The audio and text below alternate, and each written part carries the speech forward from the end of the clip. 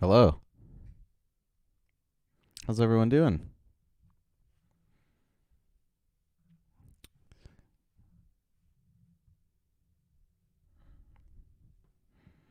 Levi?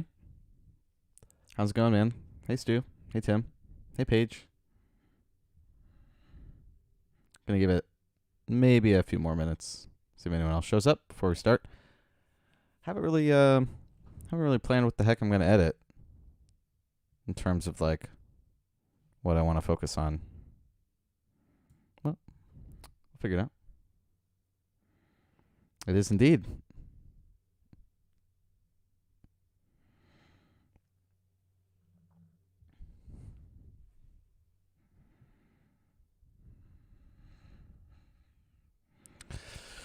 Hope everyone's having a good Thursday. I'm feeling better. Definitely need that extra hour. Things were a little shaky there. It's like, oh boy. Thankfully, it was just passing stomach ache.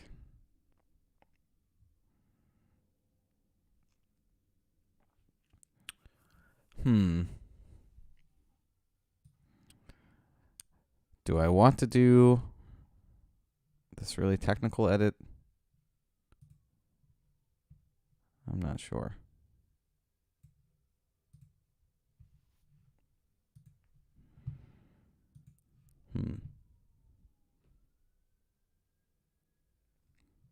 Yeah, it wasn't anything serious. I just had a stomach ache.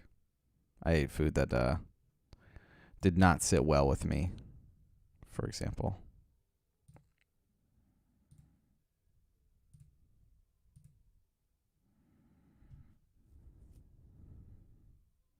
Okay. Well, we'll get started.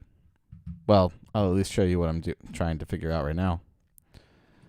In terms of what I want to edit, I don't really have a lot of direction for the stream in terms of what we're going to do. Just going to look through my catalog and see what is calling out my name in terms of what I want to edit. I haven't touched anything since the last stream. I have this image prepared to edit already. It might be what we end up doing, because I'm pretty excited about this image. I think this is probably, well, I need to finish the edit, but I think this is probably the best image I took on the trip. Mostly based on the location. So these are the two images I want to blend together. And you obviously can tell that I have not stretched them.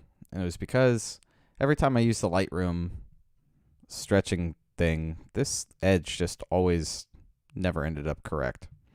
So I think I'm actually just going to blend them together the way that they are right now and then stretch them last, which is a bit annoying because it doesn't look great until you're done stretching it, but it shouldn't be too hard. But this is a pretty technical edit. I don't know if I want to warm up with that yet. So we might start on something easier. I kind of wanted to fool around with one of these. See what I can do maybe with some fun Lightroom stuff, but I'm not sure. Let me see. Not sure if there's actually any data there to work with. Not really. So what I was thinking of doing with this, I think this is the before, yeah. What I was thinking of doing something with this is creating a radial gradient and making it really big. And trying to hit this pillar. I can't remember what it's called. If you've been to Iceland, you know what it is, but I don't remember. And trying to just add some flair to it a little bit.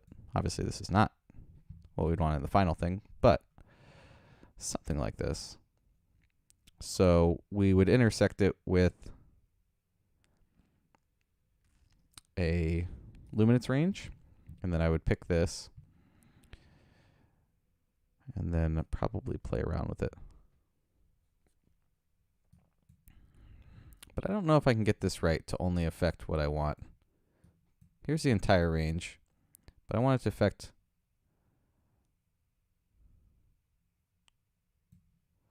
Let's reset this. Let's bring up the shadows maybe. I just don't know if I'm going to be able to get it to look right because this is just so dark. And there's really just not any data there.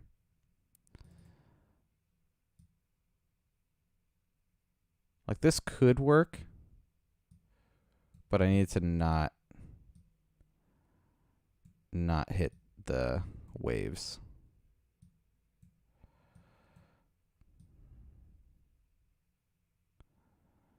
But obviously this doesn't look great either.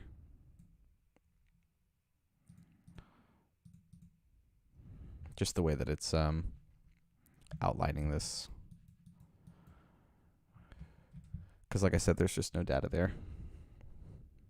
But I feel like this image has potential. Just not entirely sure what the edit needs to fix it. Because I like the... I'm just going to delete this. I like the light that's hitting it. Obviously, that's not, it's not correct. I like the light that's hitting these waves here. It's a bit too much. But it's just not hitting the background at all. I don't think I got any that really touched the background here. It's pretty, as you can tell, dull. Although I think these are underexposed based off of the light that was actually happening in person. Okay, it was definitely much brighter out than this.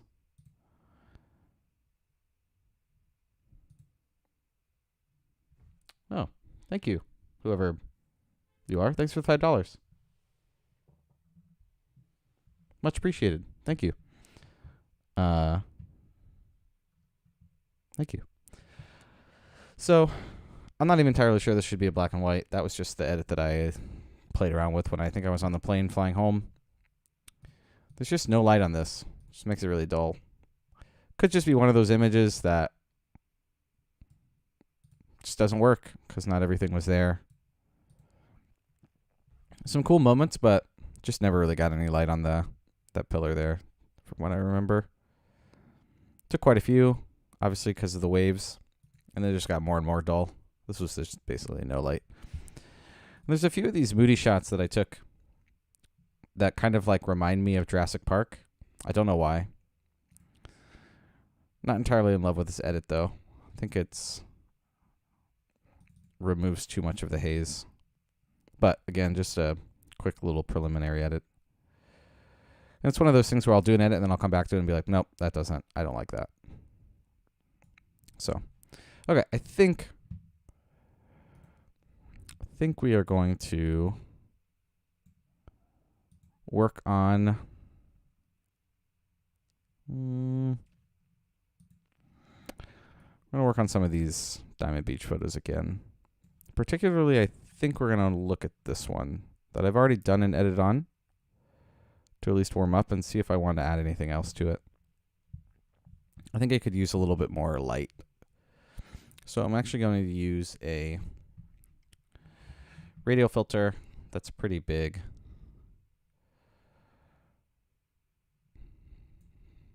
Like this. Then I'm going to bring the feather down just a little bit. I'm just going to bring up the whites and bring up the contrast. Bring up the shadows a little bit here. Bring down the dehaze to add a little bit of flare. And then I'm going to come in here and actually just darken the image just a little bit. Turn this on and off. It's adding just a little bit of light here.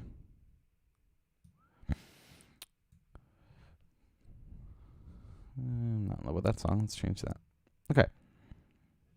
Not entirely sure this is adding enough, but I think it's adding a bit of that brightness that we should be feeling when we're looking at the image. So if I delete it, obviously I darken the image a little bit to compensate for adding it in. But we're staring into the sun. It should feel bright when we look at it, and it feels a little dull. So I'm also going to add a little bit of color, like a very small amount of orange color to this effect. And that's because this area right here is clipping. Well, a lot of these say they're clipping, but this particular area is what I'm worried about. Right here where the sun is. And by adding just a tiny bit of color there to this mask, oh, apparently I didn't have it selected, it's going to add color to that little clip spot and make it not bright white. So technically I could come in here and it'll shade that color just a little bit. So it is just not pure white. Let's go with, that's good. Really, the problem is if you do too much, it just doesn't look right. So you really just gotta, it's gotta be pretty subtle. This slider is how much the percentage of the, basically how saturated it is. So we're gonna do about 15%. I think that looks good. Oops, not what I wanted to do. I'm actually gonna bring the highlights down a little bit to try to recover some of that. Let's go back in here and actually remove, make it even darker by bringing the highlights down. I still want it to look bright, but I don't want that much clipping. That's still just too much. How much is clipping here? Okay. I think this is going to clip and this is going to clip no matter what I do. But that top part I don't want clipping. So let's see. What can we do to fix that? Can bring the whites down a little bit. Let's bring the exposure up actually and bring the whites down a little. I think that should be pretty good. This part's okay. It doesn't actually look like it's clipping too much, so I'm not too worried about it. Then I think I'm going to make it bigger. We can look at our before and after here. It's adding a nice effect to where the sun does a good job on its own, but just a little bit more light here is hitting in all the areas that I want it to be hitting. And I haven't done anything outside of Lightroom for this edit, so this is all in Lightroom. You can see the before here. This is the before. This is the after.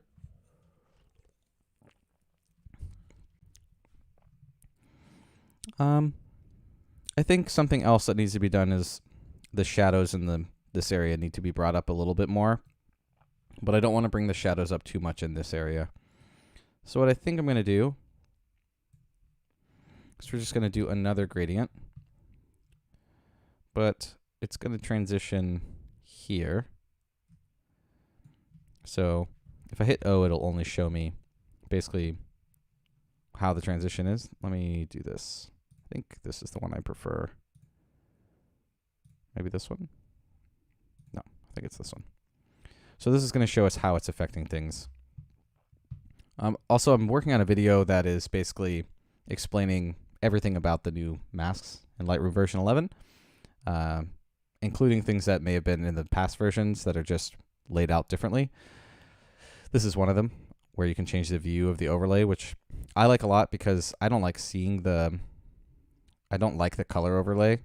Sometimes it's nice, but I much prefer this on white so that I can see how it's affecting things and how the transition is on my actual image.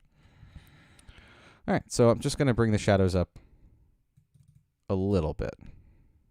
Let's bring up the exposure a tiny bit, maybe 0.1, 0.15, something along those, and then bring up the shadows. And that's really nice. So if I turn this on and off, it's really adding a little bit of light back in this foreground, which is nice so I can actually tell what's going on down here. And I think this is looking pretty good. So obviously I've cropped it a little bit, but I might crop it down some more. I'm not entirely sure. Let's see. I think this is pretty close to done after adding that little bit of flare of light with the radial filter.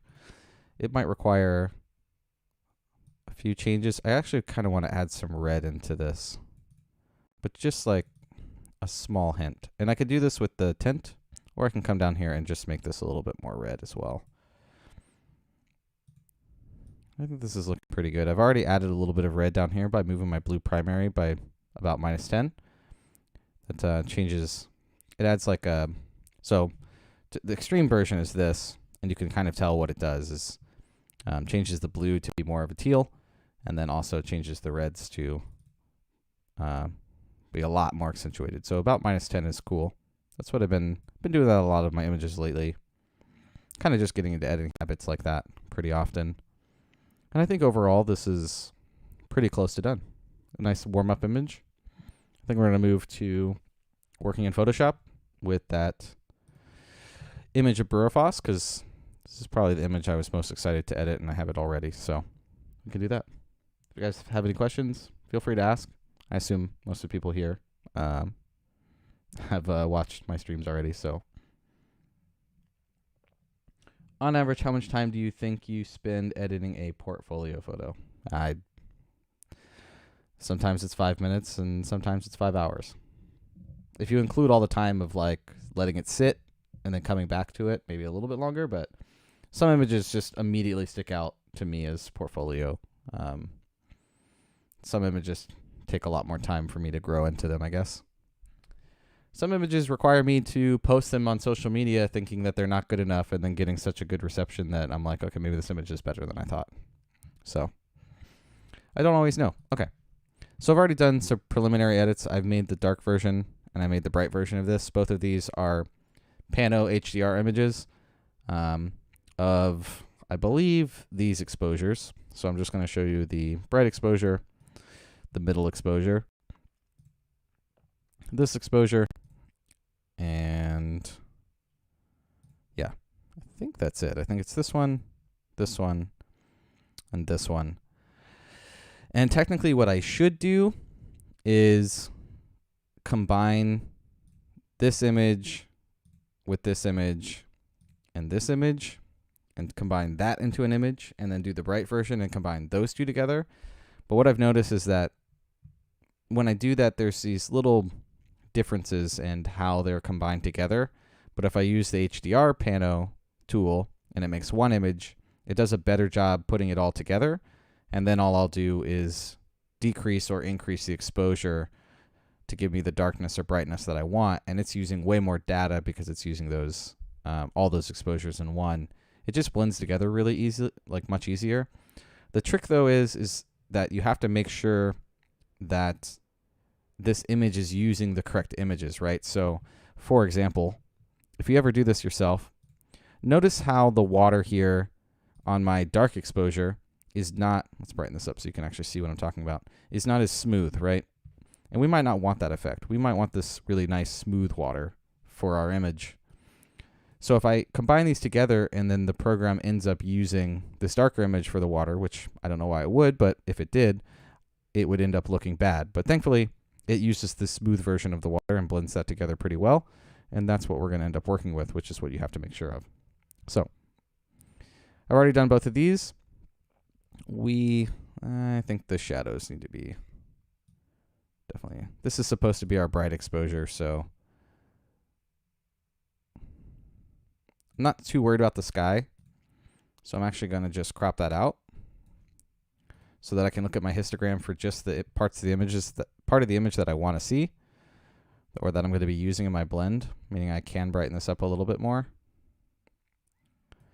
And then I'm going to bring out my shadows a bit because, again, I'm going to use this to bring out some of that data. Now, again, I could just take this DNG, this HDR DNG, into Photoshop and do all of this in Photoshop using curves because all the data is there to blend everything together. But for me, and I always say this, it's just I've gotten through this process of taking multiple images in from Lightroom, and it's just easier for me to do it this way. And especially it just makes a pattern of either using multiple exposures or using one exposure and faking multiple exposures. And I just think having that repeated steps when you're learning especially is really helpful. What am I drinking? Monster juice something. I don't know. It's terrible for you. Don't drink it. Yeah,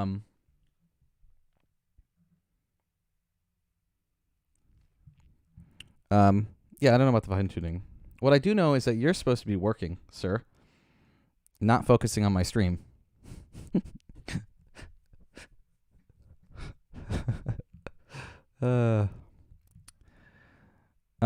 Okay. Sorry. I know him in real life. I'm sitting in his apartment, and he is at work currently, And I know for a fact that today he's supposed to disconnect from everything and focus on work. And I'm pretty sure he's just listening to my stream. Okay, anyways. So yeah, I think this is looking better. And we can crop this back out, or crop it back in, I guess. And one thing I got to be sure of is that when you brighten it a lot like this, that my transition for the sky is still going to be not too difficult. So what I can do here, and it's not super, technically you usually don't want to add any like clarity or dehaze or sharpening or contrast before you go in and luminosity mask. But in this particular case, I think I'm going to use a graduated filter to kind of darken the sky to make it easier when I paint them together. So I'm going to do that. I'm going to hit M. That's going to bring up your graduated filter. And I'm just going to do it about like here. We can see that transition.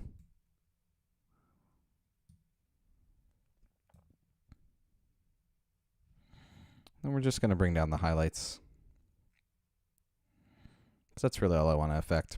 And I think that's going to make it easier to combine these two together. Now, I could probably get away with just doing this full edit in Lightroom, but I already know that I need to stretch it. So I'm going to open up Photoshop. I'm probably going to drop frames because that seems to be what happens when I open up Photoshop for some reason, even though my CPU is fine. Couldn't tell you why.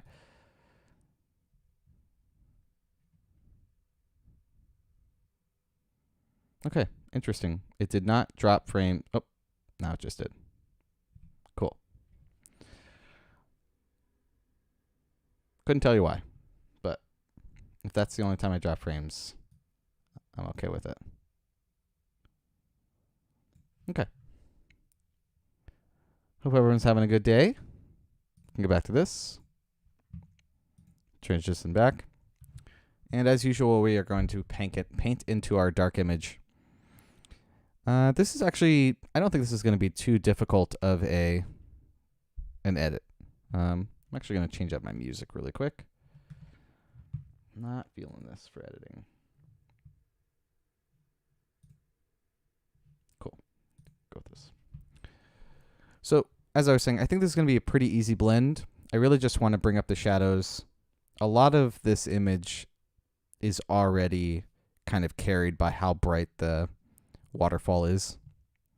But the first thing I definitely want to do is bring up the shadows for sure. So we're just going to do a masks 1. And we're going to, oh, I didn't make a mask. Deselect that. Make a mask. Actually, if anyone in the chat knows how to create a mask not when I have a selection, but don't create the mask using the selection, if there's a shortcut for that, that would be massive, because I make this mistake a lot where I'll go into luminosity mask something and I haven't created the mask yet, and then I go to do it and I have the selection and then it creates a mask with the selection, which I do not want. We're actually going to go, yeah, let's go with 2, because I don't want to touch any of this waterfall part yet. So let's do this. And then I'm just going to use a pretty big mask here and bring our opacity down to, I don't know, 30. And we're just going to paint in some of these darker areas and just get some detail in those areas.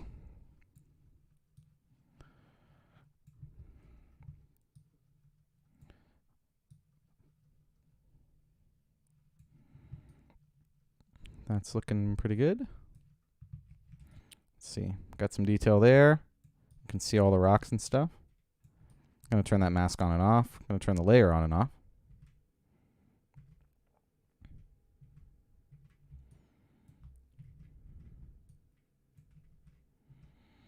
And that's a good start, I think. I'm going to deselect that. I'm going to come into here. We're going to do a masks lights 1 mask. Now we're just going to paint in the waterfall. Super simple. Not a very hard edit, I think.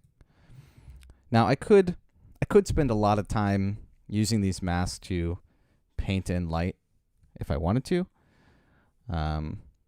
And what I mean by that is create more contrast, or maybe what a lot of photographers do that use luminosity mask at this point would probably create some kind of light source over here on the left and then artificially make brightness over here and then make it look like all of that is causing the light on here, which I could do. Maybe I will do. I'm not entirely sure yet, but that is an option. So just going to come in here and paint the brighter areas. Again, we can probably bring this down a bit. Not really doing anything technical yet.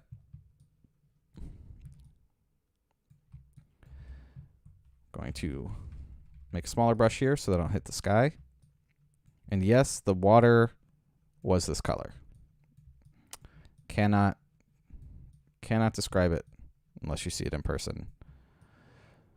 It's actually kind of crazy. Super simple. Oh, that's not what we want. I'm gonna start hitting some of these little spots, and then the other thing I want to do is probably paint in a few of these spots on the grass here. What I'm gonna do is brighten up this right-hand side more than the left-hand side to kind of create a little bit of that glow that I know is happening from the left of the frame because the sun is to the left. It's gonna be hard to tell what I'm doing right now, but turn that mask on and off. Obviously, we brought a lot of detail from that other image in and just left the sky from it pretty much. We could have gone in reverse. We could have used the brighter image and then just blended in the sky, but I tend to paint light in. That's kind of how I edit. Is work with the darkest exposure and then brighten all the spots that look like they should be brighter. If you have any questions, feel free to ask. Unless you're Master Wolf and you should be working, you're not allowed to ask any more questions. So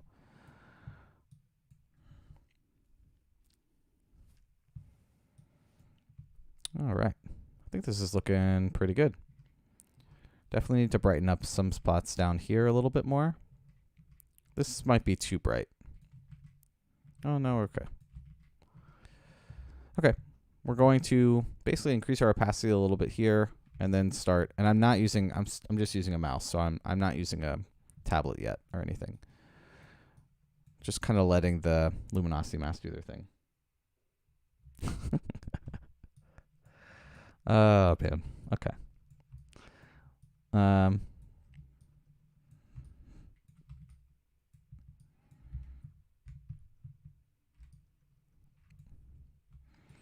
Now this is where we have to be careful with the light, because we could get too bright, but we don't want our viewer's eye to be completely locked on this bottom half.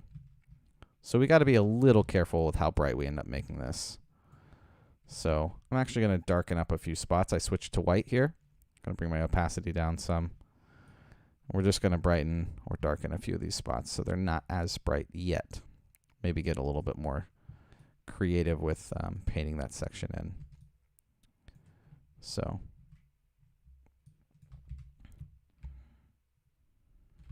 what I mean by that is we're going to come in here and just lightly paint in a little bit of light on the right-hand side here and less on the left-hand side. Again, creating a little bit of the effect that the right-hand side of the frame should be brighter than the left-hand side of the frame because of that light that's on the left hand of the frame, coming from the sun on the left hand of the frame, excuse me. So I'm going to darken this back because I think it should be darker, right? If that's what we're trying to do.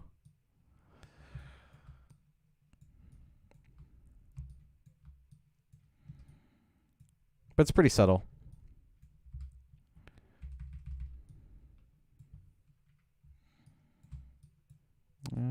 Yeah. Again, don't have to do a whole lot to this image. It is pretty great by itself. We do have to make sure, however, that our blend is looking really good before we stretch it. I think that's the important thing. That is one downside to not stretching the image and then doing the blend. But that's okay. I'm looking around to see what I might want to add more light to or subtract light from. So what we could do So like I was saying, I'm going to deselect this mask so I have no mask selected anymore. So technically, we could, if we wanted to emphasize the light hitting the right of the frame more, and it being more in shadow over here, all I would have to do is start by darkening the left hand of the frame a little bit like this, especially this little spot right here.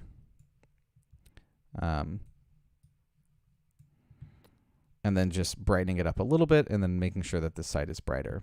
I'm not entirely sure that that's the direction I want to go. I think I will darken it just a little bit here, but not too much.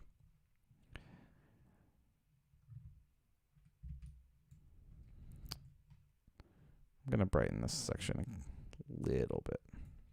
Something like that. I think it's looking pretty good. So now I kind of want to add in some of those brightest spots. So we're going to come in here, probably mask 2 or mask 3, I think. Let's go with masks 2, and then I'm going to use a pretty low opacity brush.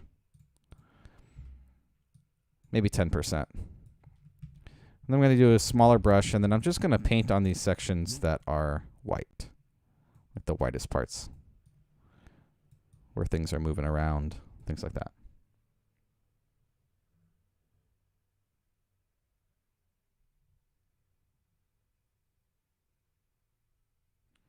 There's a way to limit basically the addition of, not that, there might be, but I don't know. I'm not sure. Now, well, let's actually find out. Let's experiment. So if I go to 1% opacity, no. If I go to 100% opacity and I go to 10% flow, is it additive?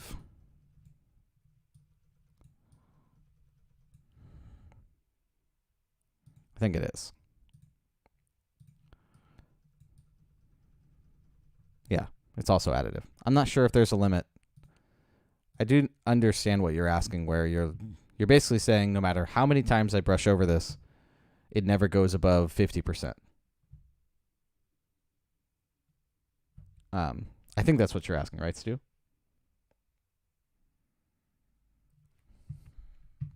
Let's bring this back up, bring it back down. Let's bring this back down to 10%. Paint in these little white sections a little bit more. I'm not painting in this section because it could be distracting, but I just want these little bright spots. It's already pretty bright back there, so I'm not too concerned about those spots.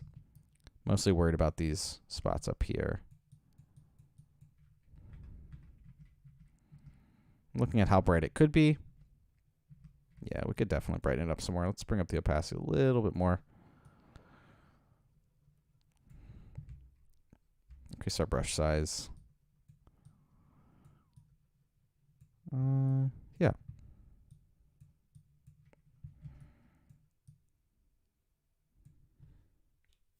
Yeah, I'm not sure. I assume if there is something like that, it would be here in the brush settings panel. But maybe build up? No, that's airbrush. Honestly, I don't know. I don't know if there's a way to not go past a certain percentage. So to me, it looks like this little section might be too bright. No, I think it's okay. I think we actually just need to brighten the bottom section a little bit more. So let's keep doing that.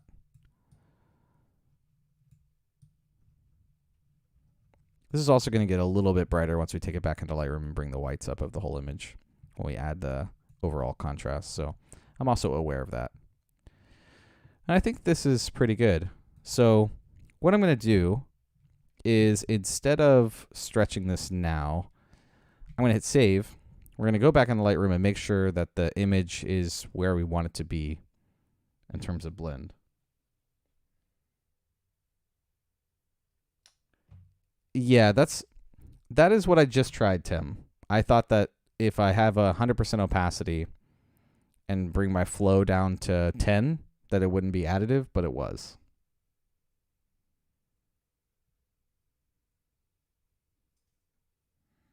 But maybe I'm wrong. Here, let's try. Let's try. So we'll just take a color, bring up the opacity, and let's bring the flow down to 20. Yeah, it's still, well, let's try 50% opacity with a flow of 100, and it keeps adding to it. Now let's try 50% opacity with a flow of 50. No, it's still additive. Flow at 1? Well, that's going to take forever, but it looks like it's still additive. Just 1% at a time. But, I mean, I just did flow at 50 and opacity at 50, and it was still additive past 50%. Because as soon as you can stop seeing the grid, yeah. So I'm pretty sure that's not it. But okay. Let's see what we can turn this into. So I'm going to bring up the whites like I explained after I add medium contrast.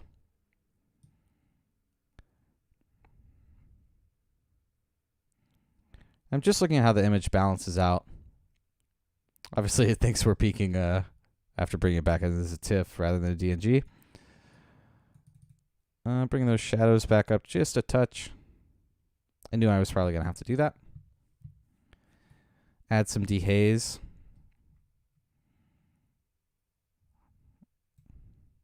Bring down the highlights a little bit here. I do think the shadows need to be brought up a little bit more. Not that much. I think that's good. I think we can still bring up the whites a bit more.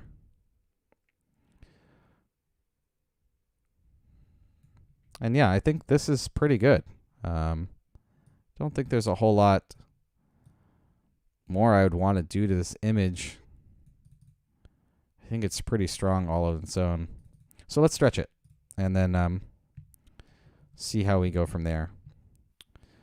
Maybe we can brighten up. No, I think there's a few more things we can do. I think I want to add some light into this right-hand side a little bit more. Although it looks like these spots are already pretty bright. Just looking around at some of the shadows. No, I think we're good. Let's just try this, and then I can always restretch it if I want to make some changes later. So I'm going to stamp this, which is Shift, Windows, or Command, Alt, E. It's like four different buttons. I believe you can also just go to Layer. I actually don't know if it's in here. I just know the shortcut is Shift, Windows/Command, Alt, E. Is to stamp everything to visible. It's somewhere in there, but now we just have the image, and we're going to destroy it by destroy it. I mean we're going to stretch it out, but it won't be something that I can just fix. This was 2 non-destructive layers since we used a mask, and yeah. Okay. So I'm going to start by using the warp tool. The hard part is going to be this drop off right here that we have to fix. So I'm going to start by using the warp tool. And this is, before I start, this is definitely going to be a trial and error thing. So, we need to bear with me on this. A lot of the times this isn't just a one and done, this is going to fix it kind of thing. So,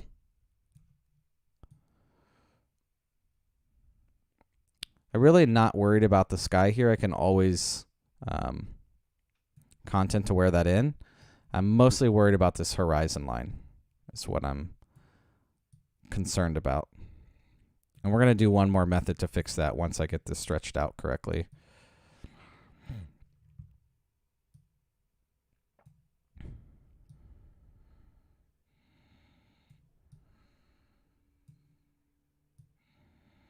And like I said, this is definitely going to be some trial and error here.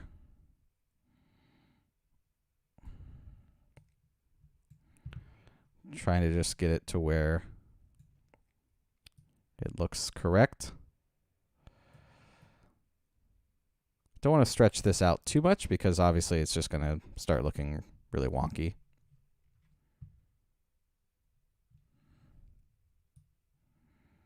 It's on normal.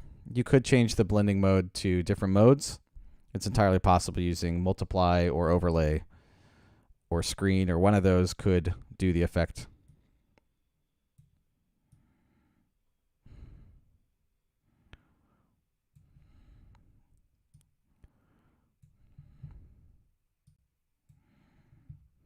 All right. So what I think I'm gonna do is try to get these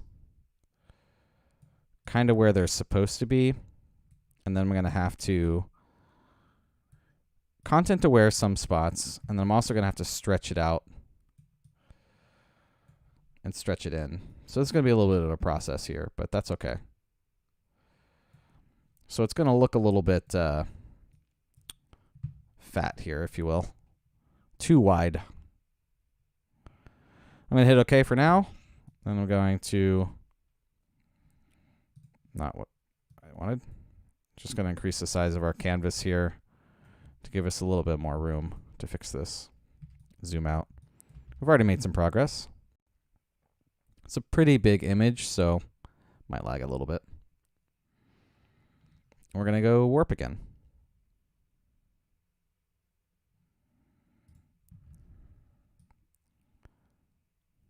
Keep stretching this to where it's almost straight. Bring this up. Bring this down. And again, I'm paying attention to this horizon line. I'm being conscious of that for sure. And this is definitely too fat. But I'm just trying to get these lines close to straight. Doesn't have to be perfect. By lines, I mean this into a square. So this is getting close. Let's try to bring this down. So that's pretty good. And then all I'm going to do is free transform it and then bring it back in this way. Probably something like this. And then I'm going to check it to see how the proportions look based off of our other image. So let's take a look at that.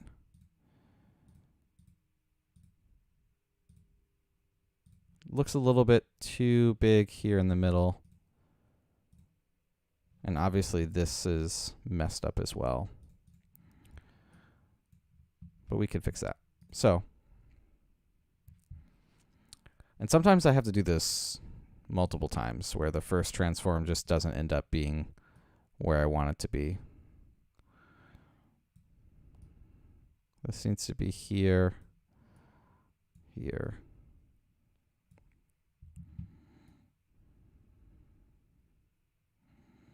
Okay. I think this is pretty close. So I'm going to crop down this a little bit because we don't need the space to be this big anymore. But I'm going to leave some room here. So here, here.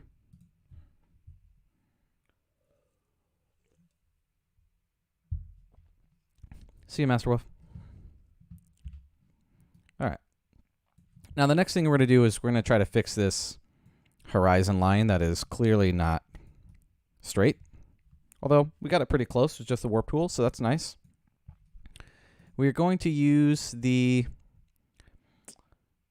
is it puppet warp? I can't remember. Yes. Wait. Yes. So I might make a video on this because I feel like this is missing. Maybe it's not puppet warp. Perspective warp? It's definitely not perspective warp. I'm pretty sure it's Puppet Warp.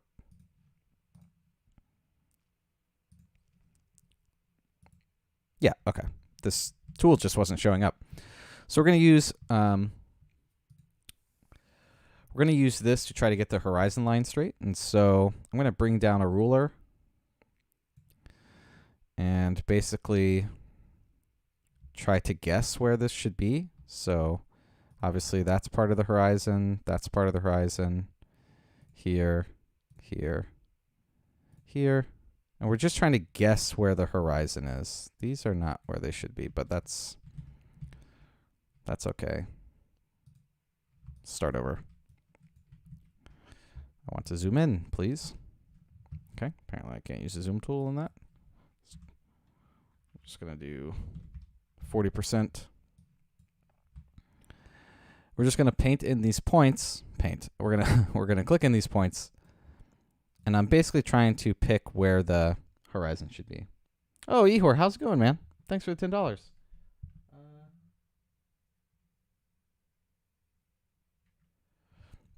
Life is pretty good. Yeah, the streams obviously can't be as often as I would want them to be, but I'm trying to get them in now that I've got the laptop to do it, and it's mostly relying on the internet. So obviously this top point is not where the horizon is, but it's kind of where it should be, is kind of the point to this. So I'm going to keep putting those in, and then you're going to see what I'm going to do, and it'll make a little more sense. Yeah, can't be as close. I got it. We actually got the horizon pretty straight before this point. So, okay. So now that I've done that, what I can do is come in here, and what it's going to do, so if I show the mesh here, it's only going to move this point based off those other points I've put in. And what that allows me to do is, why did it? Okay. What that's going to allow me to do is just move little points of where the horizon should be based off these other points. So if this part needs to go up or down, I can make it go up or down. And what I'm trying to do is just get a straight line of the horizon. And like I said, I think only these points really need to be brought down, I think, towards this line. And something along these lines. And I think this is going to give us a pretty good horizon line. You might need more points, but you can't have, let me turn off the mesh. They have to be somewhat far apart. I think this section looks pretty good. So actually, I think this should be lower.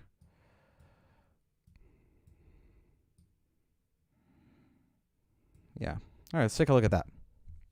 I think I'm going to make a video on this. It's pretty useful when you're trying to fix horizon lines, especially of pano stitches. Let's move this out of the way.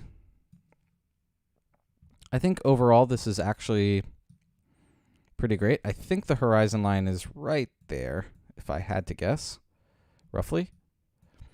And there's nothing here that's screaming to me that it's not straight anymore.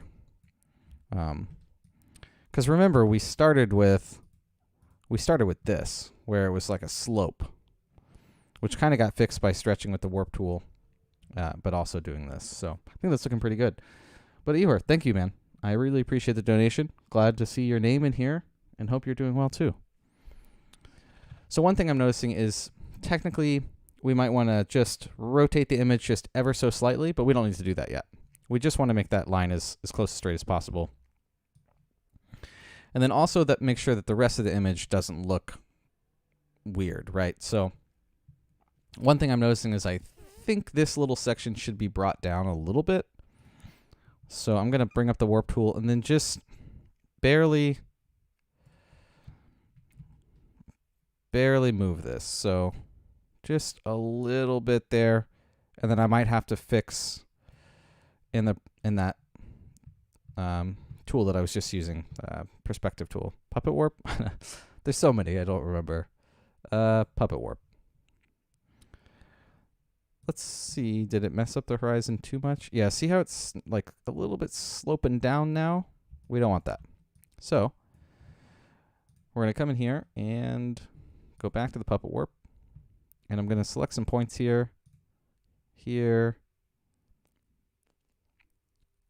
here, here, here. So these 2 points, this point and this point, are going to kind of anchor these. And now I can just bring this up to try to straighten that horizon a little bit back out.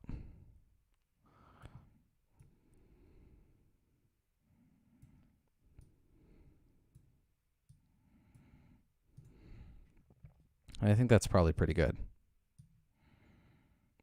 Yeah. Much better. Yeah, I think that looks good. Okay. So the next thing I want to do is fill in some of these spaces that I'm going to leave in the image, or maybe stretch them out just a little bit more. So let's see. I think sky-wise, Content Aware is going to do a great job up there. I do think we need to rotate this just ever so slightly. About like that. Okay. So I think the thing to do is crop this down and then see if we can, let's just bring it into there. Bring this down here. Not totally concerned about this side as much, but I do want as much data as I can work with if I want to recrop it. So let's just, I'm going to crop right where that mountain is. Okay. Now,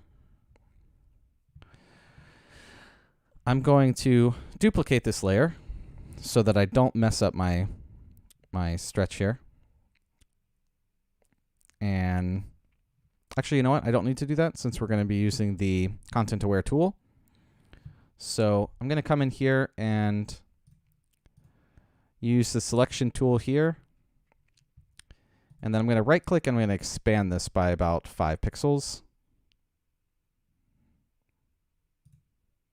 Okay, guess it doesn't let me. So I'm going to come in here and go to modify and go to expand. I don't know why the expand tool is not there anymore. I'm going to hit OK. That's just going to give me a tiny bit of extra selection here. And then I'm going to come to Edit, Content Aware Fill. And then I'm going to tell it I only want to use the sky, so I don't want to use this. And that's going to give me a preview here. And yeah, that looks pretty good. Make sure we're not using that just in case. And we're going to hit OK. And then magic happens. Takes a second to process, deselect, and yeah. So this is the layer on and off. That's what we just added in. And I'm not entirely sure you would ever be able to tell. Skies are really easy. It's kind of nice. So this part is going to be a little more difficult. I kind of want to cut it off here though. So what I think I'm going to do is I'm going to lasso tool this section and come up here and make that selection. And then Content Aware just this section to only basically use the sky. Oh, I have the wrong thing selected. I need this layer selected. Content Aware.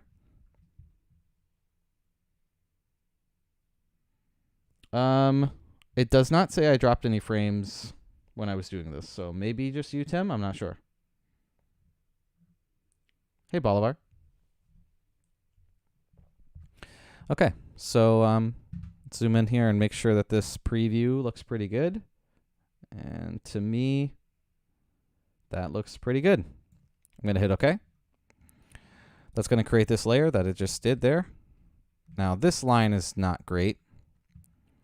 So what I'm going to do is just healing brush that, and that fixes that. Now, I'm going to select this layer again, and then I'm going to magic wand or whatever you want to use to select this. Again, go to select, expand by about 5 pixels. What that's going to do is make it where there's not a line, because if I just do it here, there's just going to be a line right here once I do the content aware. And I'm actually going to end up choosing this top half and let it do its thing, but we already have a layer on top of it that fixes that section, so I'm not too worried about it. I'm going to hit OK. I don't want to sit here and zoom in and out of this particular part, so I'm just going to hit OK, deselect, and then I'm going to zoom in here and then just fix all these little spots that need to have spot stuff. I'm going to turn this layer on and off so we can see where that blend is. And if I can't see it when I'm scrolling up, I can kind of see it right here. So let's fix that. Yep. Okay. So some of these things are going to be hard to see when you're in this edit, but they could show up when you go to do your edits in Lightroom and stuff. So we just fully added a whole rock right here, but that rock looks too much like this rock. So I'm probably going to come back and fix that, but I'm still checking my edge here. And again, we just added all of this in, and you can't tell really.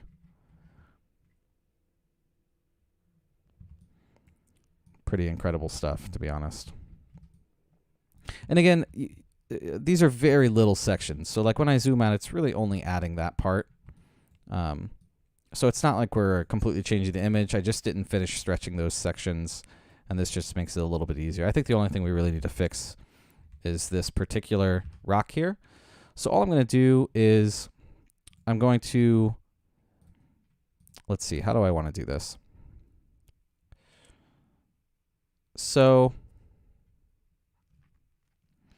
I want to change this rock, but if I use this layer, it's not going to have enough data to change the rock.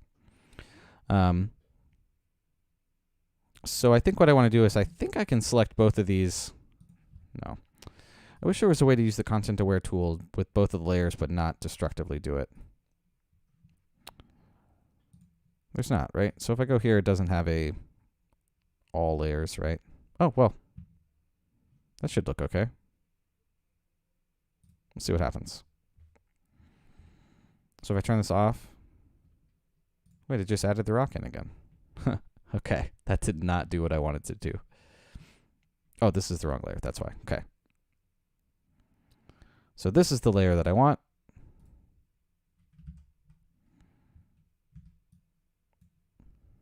So what I'm going to do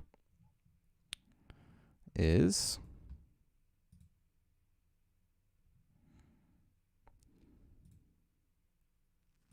just bring this up and hopefully just blend these together.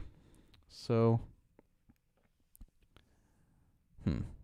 still not in love with the way that looks. No, let's just delete that. And I think what I'm going to do is just copy this layer, so we still have our stretch layer, and then I'm just going to merge all these into one. So now we just have the layer that has all of our pixels on it, and then I'm just going to just select the rock here, expand. It's not on here, right? Once I go to select a mask, it's not. Okay. Modify, expand by 5 pixels, and we're going to replace this rock with another content aware fill.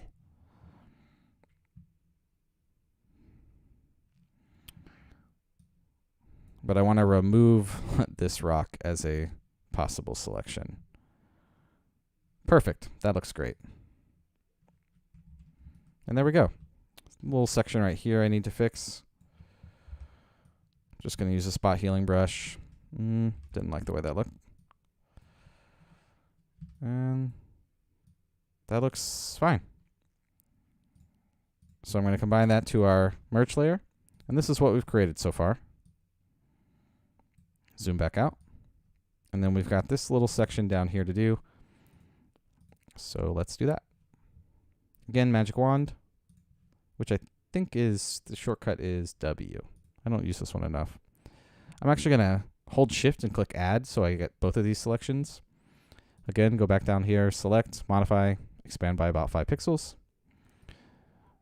And then go to edit content aware.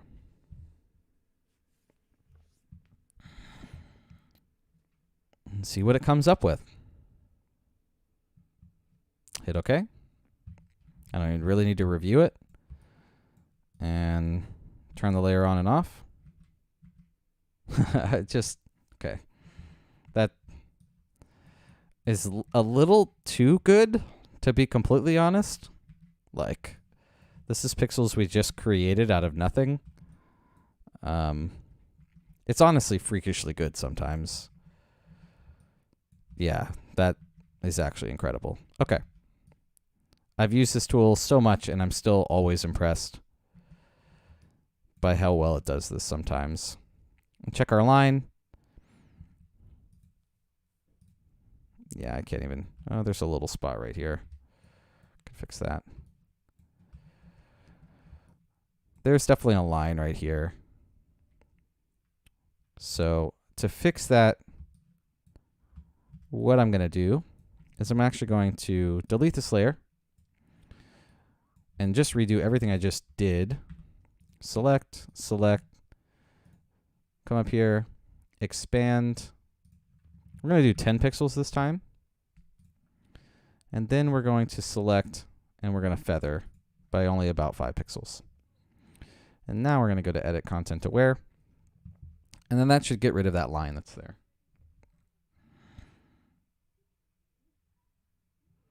Hit OK. Deselect, zoom in. Well, that doesn't look good. It was supposed to not have a line. Why did it do that? Oh, I know what happened. Okay. Okay. Kind of redo this one more time. Sorry, guys. Sometimes you forget to do something or you do something wrong. Okay. So I'm going to feather first and then expand my selection. So select, modify, feather by about 5 pixels, zoom in. Then I'm going to select and expand. I'm going to do 15 pixels this time. That should be plenty. Edit Content Aware. And I think that should fix it. Unless I did something wrong again, but hit OK, deselect. Well, that still doesn't look good. Huh. I think it was better the first time. I can definitely see a line here this time. Okay. We're just going to repeat what we did the very first time and then fix the line ourselves. Weird. Not sure why that was the case.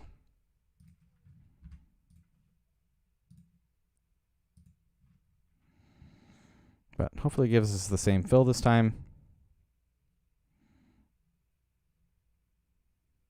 And we can just go through and fix the line ourselves.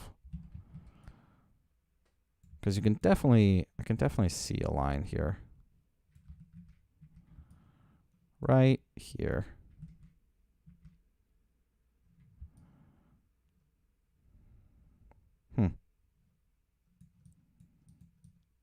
It's a lot more prominent than it was before, I think, weirdly enough.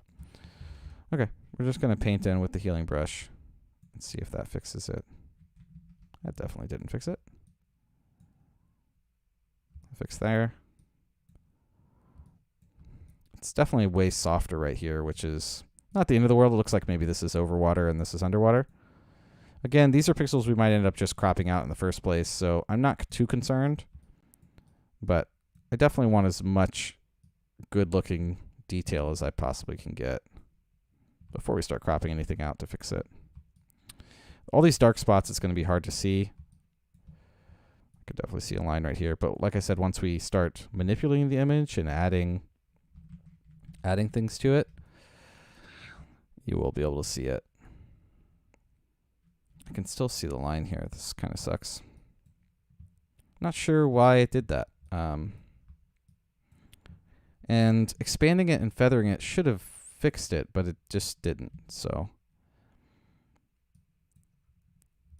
I'm sure there's a better method than this to fix this line, but for now, this is what we're going to do.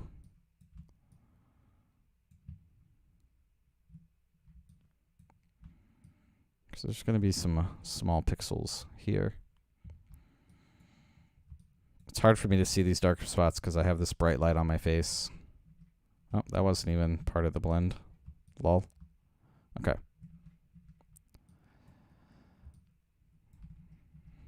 That all looks good. There's definitely a line right there. Better.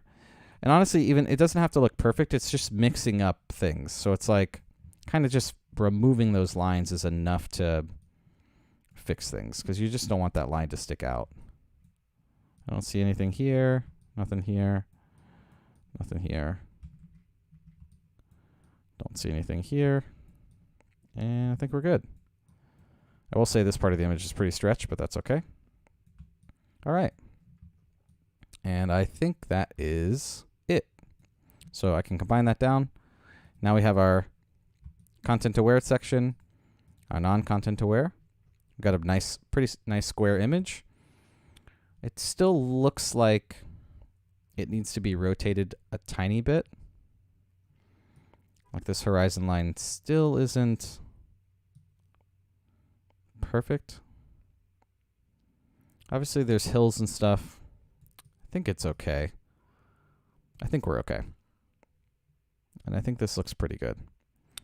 So one thing I want to do before I take this into Lightroom, and I think this content aware is good enough that I'm just going to delete this non-content aware layer. No, let's not do that yet, because I might notice something in the edit where I regret deleting that layer, so we're going to leave it. I want to darken this spot really quick with my, before we take it into Lightroom. So we're just going to go to curves, just bring down the exposure a little bit. We're going to invert the mask. And then I'm just going to grab a brush and paint in white on this particular section.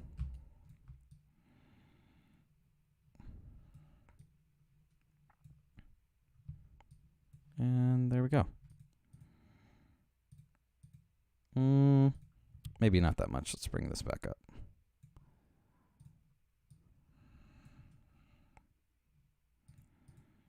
That's good. Something subtle like that. I'm going to hit save.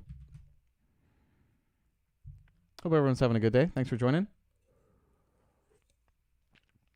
Like I said, this is going to be a pretty technical edit with all that stretching and stuff that's pretty hard to reproduce, but I think if you watch the method at which it's done and kind of going through the process of warping it and then fixing it with another tool, and then it's very much a massage rather than just something you just linearly fix. But a lot of photography is like that.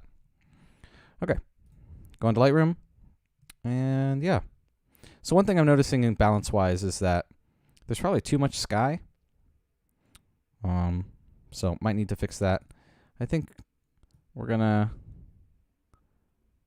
do that one more time. We're gonna crop out a little bit of the right-hand side, I think. Maybe just a tad of the left-hand side. Not a lot. Let's start there. Let's add some contrast in. I'm gonna bring up the shadows a little bit, but not a whole lot. Bring up the whites. And then we're going to create another graduated filter here for just the sky. We could also use the new sky tools. Let's see what happens.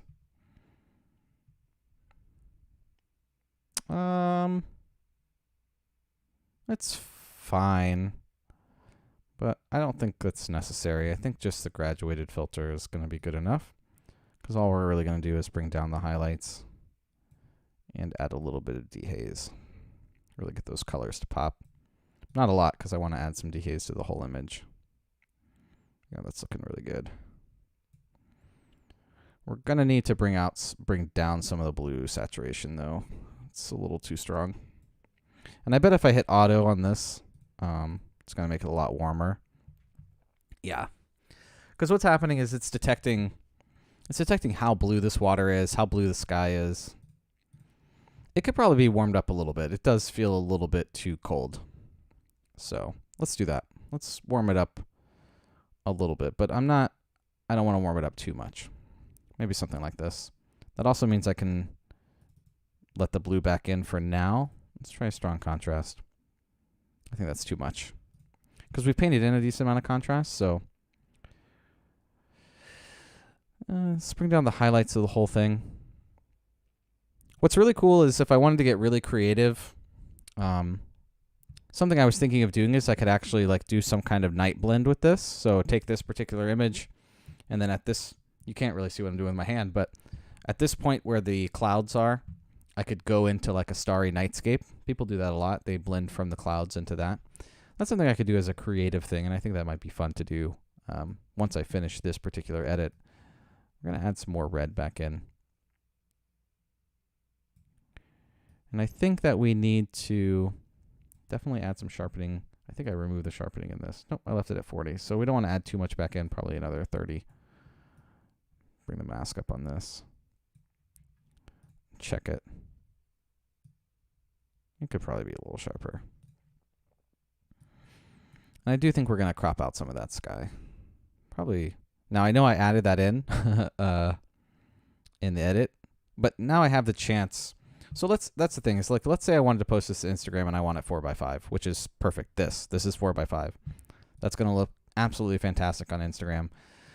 But if I wanted to print it in 2x3, I now have all this sky that I, still have. But if I wanted to go something square and crop it down like this, I can. And I have all of that extra in Lightroom where I don't have to worry so much about any of that. Let's just leave it like this for now. I think we're pretty close to done on this. I think it might be a little bit too bright here in the middle. So I actually think what I'm going to do is bring the exposure down on the whole image. Maybe not that much. I'm going to bring the whites up again. Bring the shadows up a little bit. I think overall this is looking pretty good. What do you guys think? In terms of how we stretched it, how everything balances. One thing I wanted to keep that was important was kind of the flow through the image where it wasn't just top to bottom. And there's a little bit of a curve here. So, it kind of fills in from the middle of the frame, but comes down and fills up the bottom of the frame and stuff like that. I wanted to make sure that that remained there when we went from this to this. I think it's really good, actually. That was really nice, checking this out, going from this to this. How well proportionally the waterfall looks from these two images. Like, when I go back and forth between these, it's almost exactly the same proportions, and we just kind of guessed on that. So that turned out really well. I'm actually really happy with that. And we fixed this slope on the left-hand side a lot. We actually may have overcompensated. It looks like it's still it's sloping up now, but obviously there's a hill right here, so that could be that's causing like a pseudo, making us think that. But that looks really good in terms of proportions. Pretty happy with that. I do think that maybe this needs to be brought down ever so slightly. There's something about the let's zoom out.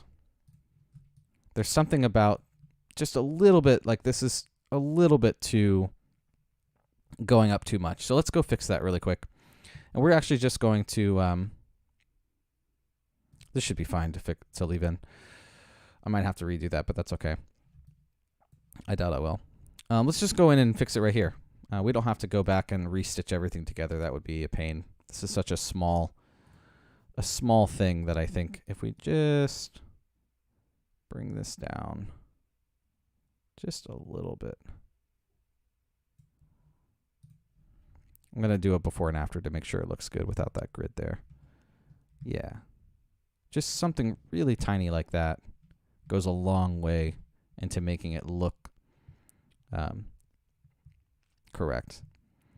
I actually want to warp up this mountain on the other side, because I do know that this mountain should be higher than this hill, but this hill is way closer, right? So just going to warp this up. It's going to lag a little bit, so I got to do this multiple times. But I can't do it very much, otherwise it is going to mess up our horizon line.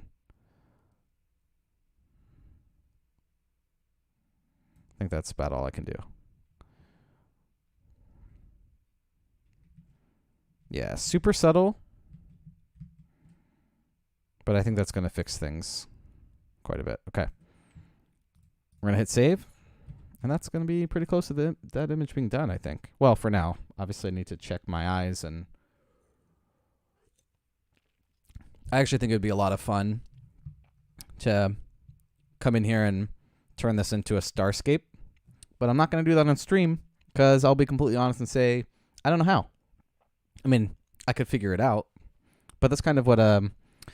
that's why I would do it, right? So even though it's not something I do on pretty much many images, I think it's fun sometimes to be like, this would be a good challenge. It would be fun to take this image and play around with it in that way. And that's why I always say that you can do whatever you want to your images, because one of the best ways to learn, especially for me, is to get excited about trying something new and pushing myself to learn it. But I wouldn't want to do it on stream because I know some methods I would have to do, but I'm not entirely sure what image I'd want to use or anything like that for the top part. But definitely something I think I'm going to play around with. Okay, let's make sure our edits are still on here. Yeah. So I will say this little section here is looking, maybe a little too dark. Maybe a little bit too dark. Do we want some clarity in this or no clarity?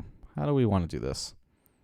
So a lot of the times what I'll do is I'll add a lot to see how it affects the image, and then I'll subtract a lot to see how it affects that part of the image. That'll usually tell me. I kind of like clarity, though. I've been doing minus clarity a lot recently, but I kind of like a little bit here. So what I think, I don't like a lot in the sky, though. So I think what I'm going to do is just do about 5 to the whole image. And then I'm going to mask some clarity just into the bottom half of the image here. So, but not a lot. It's going to be pretty subtle. Maybe another 7. So that's only a total of 12. Not a whole lot. What does texture do? Don't really care about that. I think this is, yeah. If we wanted to fix this sky, what I would do is come in here and it's Shift M for the radial mask. I would try to shape it to the sky like this. Do that.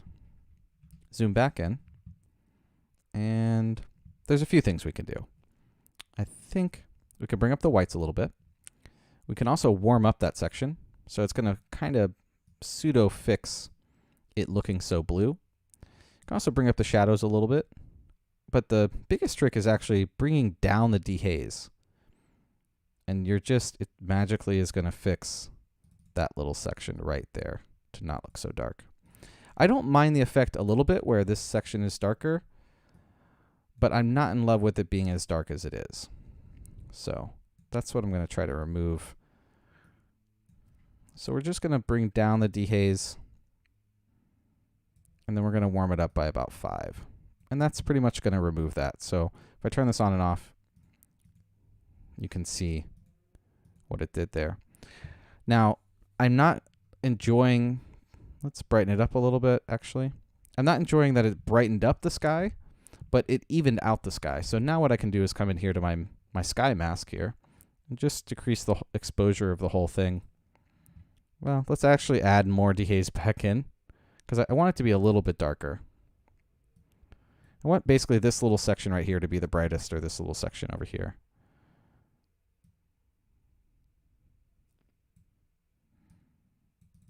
Yeah, I think we can actually bring this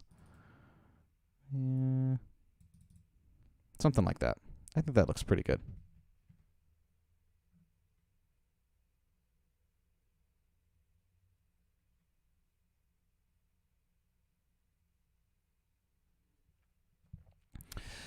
Ethan, you say that people blast the saturation, but be completely honest, like, so here is the rawest raw I can possibly show you that's going to look really dull. Actually, I have something even better. One second. Let me go find it. It's on here somewhere.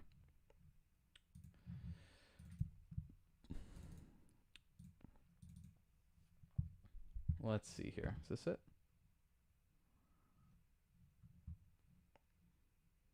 Here we go. Let's see. So this is straight from my phone. This is probably, I would say this is pretty much what it looked like. So I will say, obviously, my photo definitely accentuates that a little bit, but I don't think it's super far off, right? Like, I mean, just look at that. Like, the water was very blue. Now, does my edit push that a little bit? A little bit, but I don't think it's that pushed. Oh, yeah. I mean, I definitely pushed it. If you come in here to see how I started, I definitely put my blue saturation slider to 100, which is going to affect this quite a bit. So it's not like I didn't do that. But I don't think it looks anything crazy.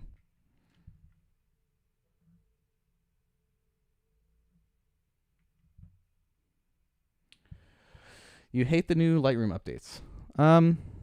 I think the overall change is good. I really like the ability to see my masks in a list rather than having to click on them and see which one is which. I will say it's more of a pain for me to do some of the things I was doing before, but it also is possible that maybe it's more of a pain because I haven't relearned or got my muscle memory back for those particular things. Hey, how's it going from Poland? I'm gonna butcher your name if I try it, but I'm just gonna say Qatar. Katarzina? Yeah. Hi from hi.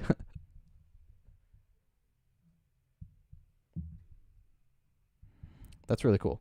That your stuff got. Wait, by blasted, do you mean it got negatively commented or it got like shared? Because I think that word could be both. Yeah, a lot of the photos from Iceland are going to look the same, but I think that comes down to the fact that so many people go. You can only make places look so different, right?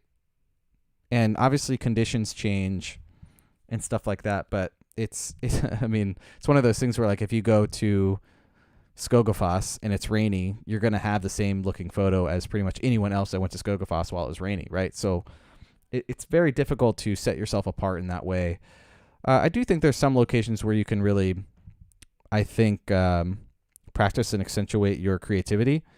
Yeah, so I think for this photo, guys, I think I'm done for now. I will need to come back to it with not bright light in my face, check it on my phone.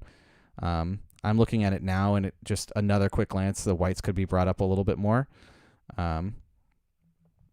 Started to clip there. So little things like that I'm going to come back and take a look at later. So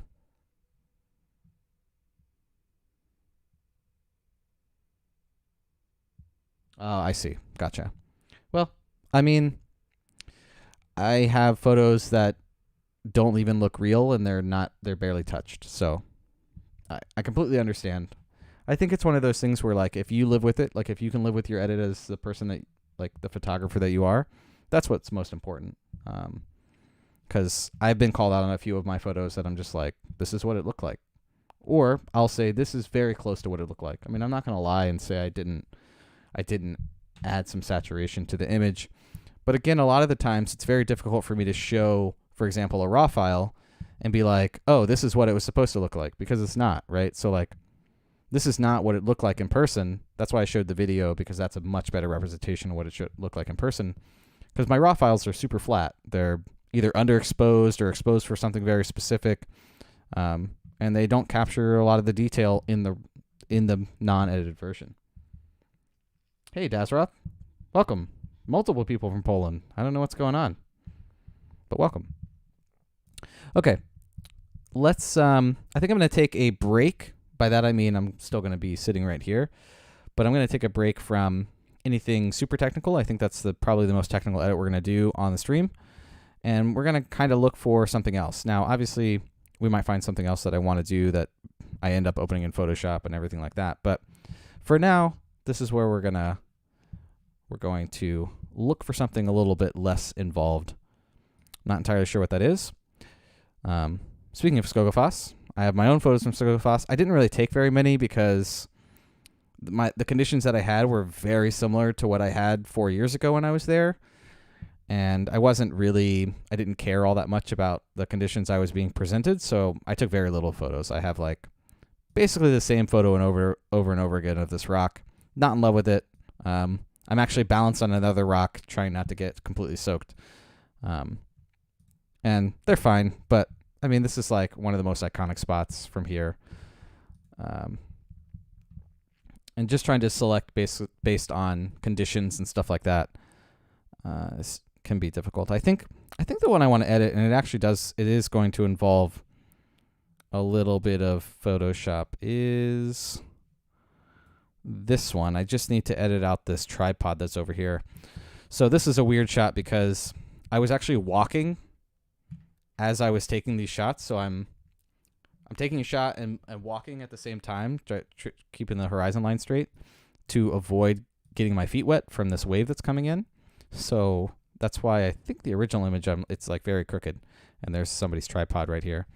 But I think I want to edit that out and fix this image because I think this is probably worth an edit, but nothing too complicated. It's a pretty simple image, very iconic spot. Nothing about it that's, apparently Poland party. If you guys are new here, if you have any questions, feel free to ask. So I think what we're going to do, I'm just going to do a preliminary edit. I'm going to bring this down to where it was. Landscape color palette, or colors. Bring out my blue saturation. Bring this down to about -10. This is, I've been doing this a lot recently. And we're going to bring the sharpening down to 10. Detail up to 100 before I take it into Photoshop. And that's pretty much it. And then I'm going to take it into Photoshop and fix this, remove it. Technically, I could probably just get away with this and then just using the healing tool that's in Lightroom for just this tiny little thing right here. But I'd rather just remove it on the full image and give myself possibly a little bit more to play around with. So I'm going to do that. Edit in Photoshop. I'm going to drop frames when I open this up. So sorry.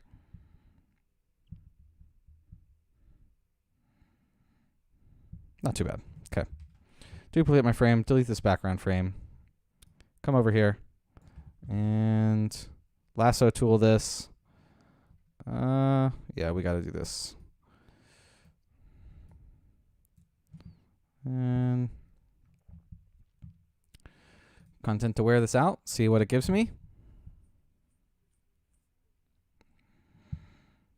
Looks pretty good. And that's it. It's that easy. Thanks, Photoshop. Cool. And we got to remove these people, but I could just use the spot healing brush for these little guys. Remove the reflection. That doesn't look good. Let's try to go this way. Nope. We're going to use content to wear.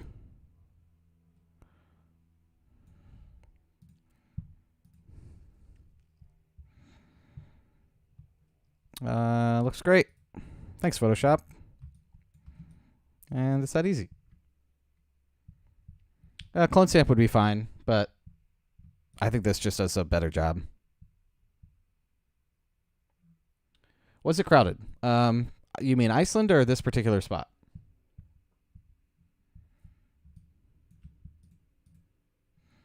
Anything else I need to remove? Anyone else? I don't think so. Any dust spots? Dust spots are going to be easier for me to see once I add the edit in Lightroom, but I don't see any. Most of the time it's not dust spots on my camera, it's water spots on my lens. Okay, I think that's good. Do I want to remove any of these little pieces here? There's some footprints and stuff. Could remove that.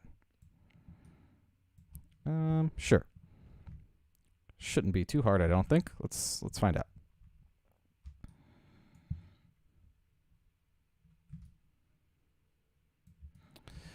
That does not look good. All right. I think I'm only going to remove... there's quite a few right here. But that's going to be dark. So I don't think I'm going to remove all of them. Like, I'm not worried about all this stuff. I think I'm just going to remove the ones that are pretty obvious. So I'm just going to come in here. I'm going to hit Shift F5 and then do content aware this way. I think it'll do a good job. Yeah. Looks... still doesn't have the pattern in the sand that I want. So let's try the actual tool and see what happens.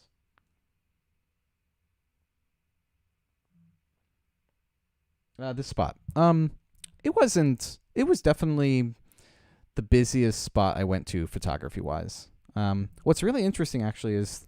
So I did the north part of the island first. And I was there... The Sneffelness Peninsula. I'm going to mispronounce everything, but that's as close as I got. Or Sneffelness? I don't know. The peninsula that is on the west coast above Reykjavik, but not the western peninsula. The one that has Kirkafell. That area. Then I did the north.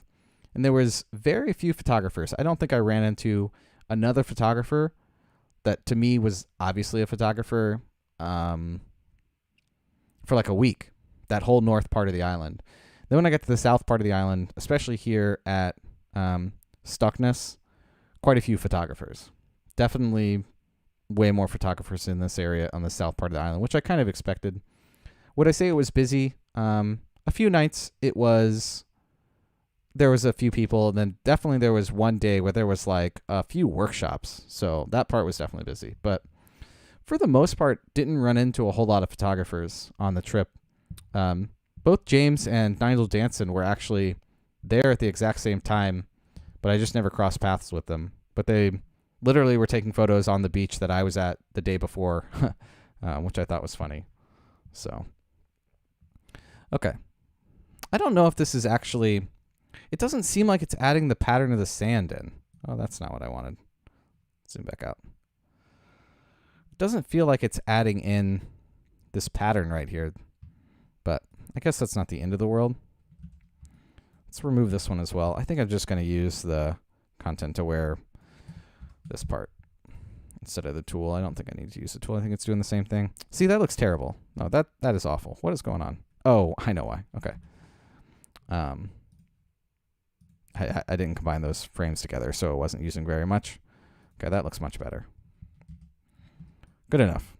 I'm not gonna... Don't think I'm gonna... I am curious what would happen if I lasso tooled all of this. We're just going to see.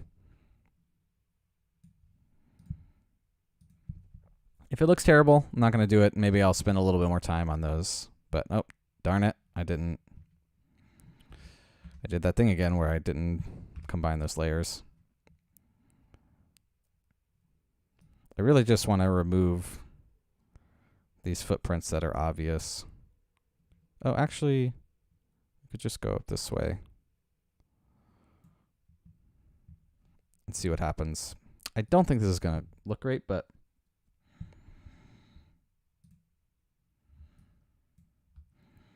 let's just see what it looks like. Okay. You know what?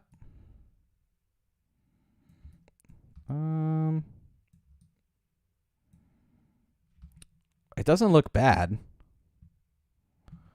but I think I need to... I do think I need to have this part in just so the transition looks better. Let's try this again.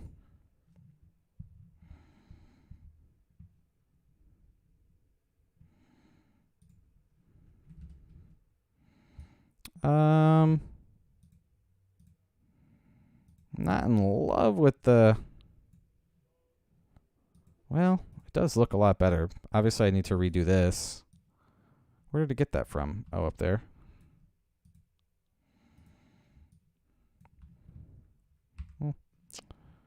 Huh. I don't know. What do you guys think? Would you leave the footprints in, or would you try to Try to mask them out.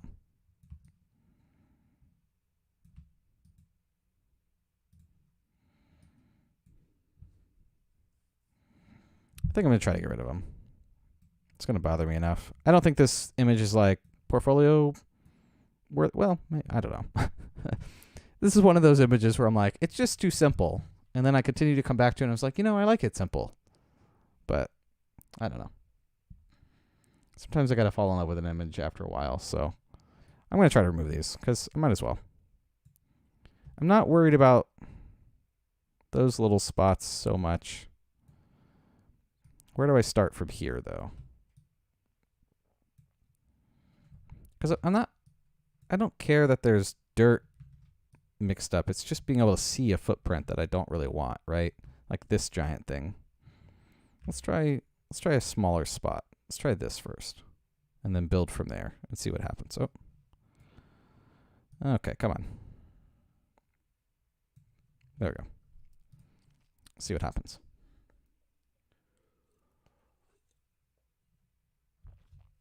Hey, Michael, how's it going, man? Welcome.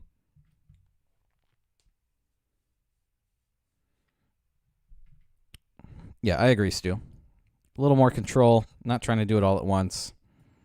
Trying to keep those textures in. I agree. Okay, that looks good, I think. That looks like a good blend. That looks pretty natural. Although it added more footprints in here. I'm going to duplicate this layer, and then I'm going to keep using this to combine everything together. We're just going to slowly go through this and try to fix it. Yeah. Shouldn't take too long, I don't think. Unless we run into a road bump. That looks good. Combine that down. So this is our before and after so far. That looks really natural to me, at least. Yeah. Okay, let's keep going. Let's lasso out this section.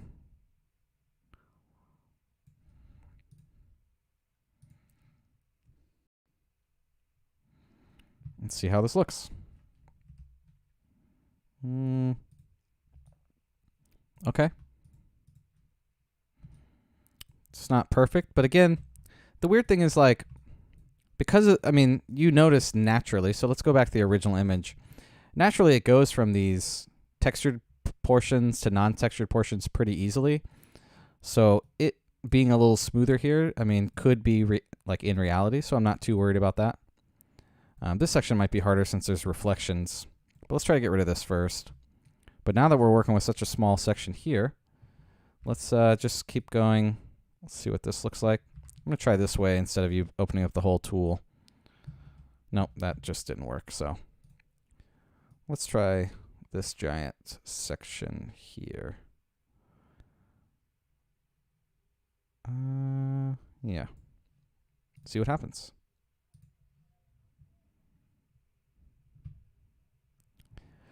How's everyone doing? Having a good day? What's today? Thursday? Okay, that looks pretty good. I think that looks pretty natural. There's a little bit of texture here that it added. But I think that looks pretty good overall. Something I want to test here. I'm actually going to add some curves in and brighten up everything. This is really going to show a lot of where the errors could be in that. I think this looks pretty good. It's never going to be this bright. But if you ever need to test where you think your lines are or if it's blending poorly, just add a curves layer and bump up the exposure by a lot. That looks pretty good. Cool. So the last little spot is this one, yeah? Oh, there's one right here too. So I actually think these might be my footprints. These are definitely my footprints. So only I am to blame for this. So, okay, let's keep going. Feel free to ask questions. Anything photography related, life related. If you need relationship advice, I don't have any good advice. Don't ask me that. You know, I'm single, I live in my car, so that's my relationship advice. Okay. Looks pretty good. Cool. Keep going. And I wish I could play music on the stream, but to play what I'm listening to through Apple, I have to download a program that fakes an audio input, that just inputs what I can hear. And I just haven't done it. I also have to play like music that isn't licensed or that I have licensed or whatever. It's kind of just a pain in the butt. So hopefully the background sound and all that stuff is fine.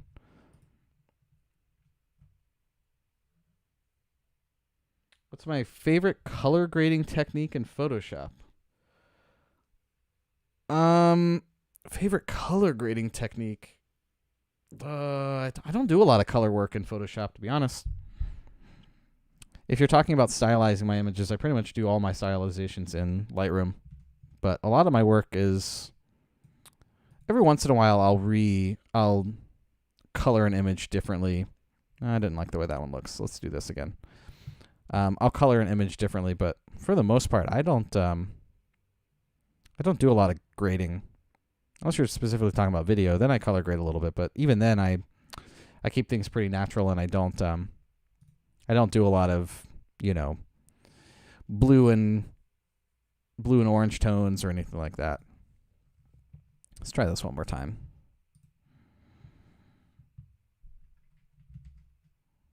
Does it have enough? Yeah, see, this is a problem. That reflection, it's missing the reflection. Oh, no, I guess it's okay. I don't like this line here, though. I think we need to do this one in smaller increments. This was going to be the most complex one anyways because of that reflection and the way the light is changing here. So let's just do it in a little bit smaller. Let's leave that little rock in, see what happens. I'm not really checking it in here, although I could be.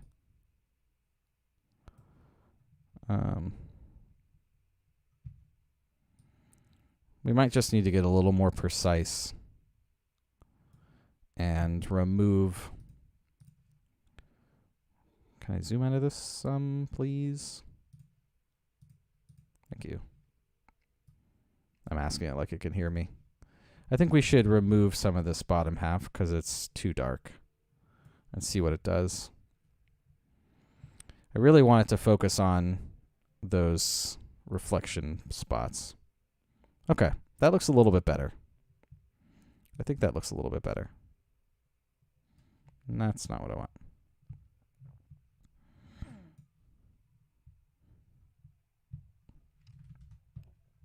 Okay, I think that looks pretty good. That looks better than the other ones did. Let's combine that down. And then let's do it one more time for these footprints here.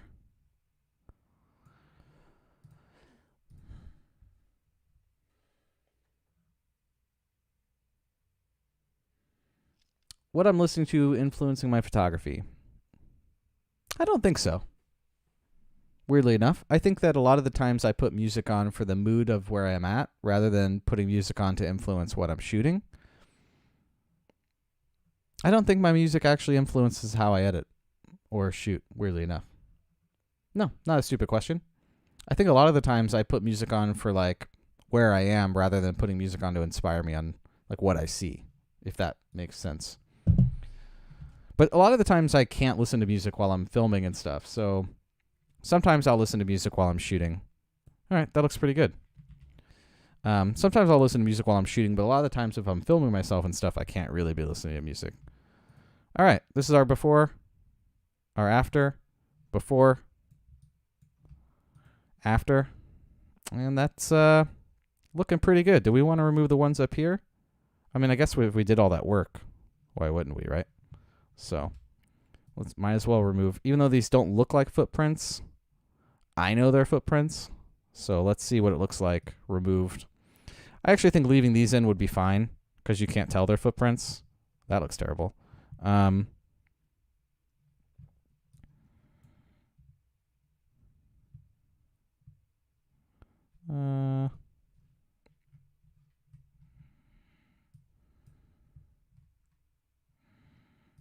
See how this looks.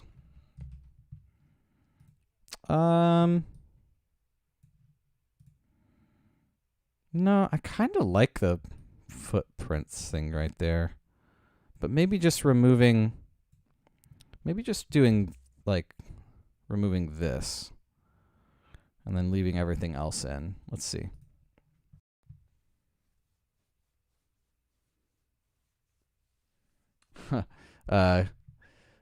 Don't take any relationship advice from me. Yeah, okay, that looks better. I can maybe help you with the photography. I cannot help you with the relationships. Okay, I think that's good. You can't tell those are footprints, and I like the little bit of natural thing there, so I think that's it. Favorite music to listen to while editing? What style? It all just depends on my mood. Sometimes I listen to electronic music, but like soft electronics and vaporwave, stuff like that. Right now I'm listening to a 3 Days Grace radio. Sometimes I listen to really sad indie music. It really just depends. Sometimes I listen to like really upbeat punk music. It really just depends on the mood that I'm in that like gets me excited to or focused on editing. Okay, so before and after. Looks pretty good. I think we are done with this image in Photoshop. So I'm actually going to delete this lower layer because I don't think we need it anymore. That's pretty much just the original image. And look for anything else that might need to be removed, but I don't think there's going to be anything. I'm going to hit save.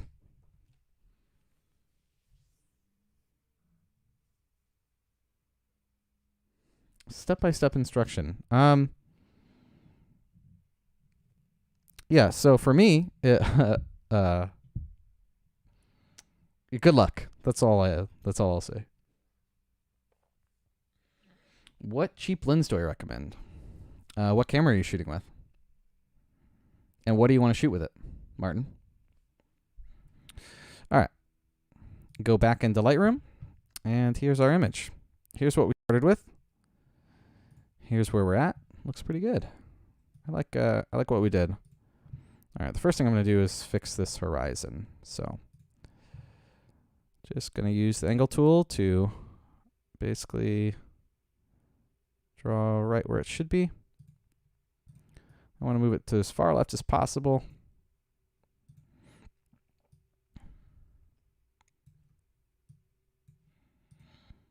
And I think that's, no, still need a little bit more off the right. Something along these lines. Maybe less sky, maybe not. Do some strong contrast. Probably bring down the highlights a little bit, but this also could be a nice black and white, but I think the other black and white I did was better. Yeah, I mean, living on the road is very difficult to have a significant other. Thankfully, I don't have to worry about that at the moment. My advice would be that if you want to live on the road for periods of a time, just go on trips, long form trips, months at a time, like go for 6 weeks. But I know that there's a lot of relationships out there that couldn't handle that. That 6 weeks would be too much. 6 weeks by choice, right? So like if you're in a relationship and you're, I don't know, you got to go take care of like a dying parent or something for a month.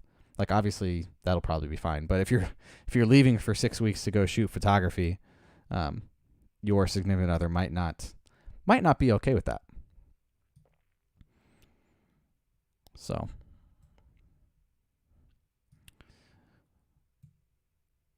but I have never lived in my car while having a partner. So I don't know how to answer that question. I will say trying to find a partner or find anyone while living on the road is exponentially more difficult than living in a city. That's about all the relationship advice I can give. All right. I still think there's too much on the right-hand side here. It sucks because there needs to be less of the mountain here, but I'm trying to balance out this little line here, and I kind of want this little line to be more in the middle. So, weirdly enough, we could actually do something in Photoshop here if we wanted to, if I felt like this had enough, where I could move this line to the left, so more over here, but keep the mountains centered in the frame. But I don't think that this image is good enough for it as of right now. Maybe as I keep editing it, things might happen to where I like it more and more. This needs to come down some. So, not entirely sure yet. Maybe it's worth it. Actually, something that would be very easy. Let's just duplicate this layer. Something that would be very easy. If you wanted to do this, is you can do it two ways. So I can come in here into warp, and I can just drag this. Obviously, it's going to mess up the mountains too much. But you can do little things like that with the perspective warp tool. So what I'm going to do here, let's just try it. Doesn't hurt. Whoop, not what I wanted. Let's put this here. Let's move this down here. Because again, that horizon line is not straight at the moment. We haven't fixed that yet. I'm going to leave it though. And then just going to connect these two like that. And then I'm going to hit the warp button. And then I can just... Hello? Oh, that's right. I got to do it this way. That's not going to work either. So the hard way, the way I would do this is that I could technically come in here and lasso tool this part. And this is going to be a very dirty version of this. Duplicate it. Move it over some. Like this. Something along these lines. Stretch it just a little bit. Something like this. Now, obviously, you can't see what I just did very much, but if I zoom in, you can see. And all I would really do is just blend in this wave to extend over to here. If I wanted to do that. I don't think it's necessary. I'm not going to spend the time to do it because I just don't think it's worth that amount of effort currently.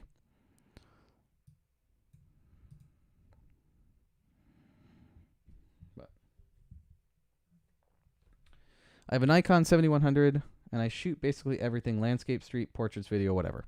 If you want, so my answer, if you want a super high quality lens for cheap, it's going to be a manual lens. So a prime manual Rokinon or Samyang or Bauer, I think all of those are the same brand.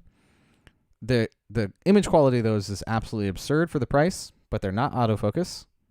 But that's not a huge deal in landscapes.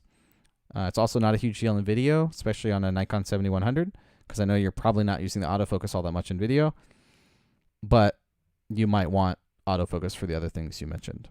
But to me, that is the best bang for your buck at a budget, like super cheap price.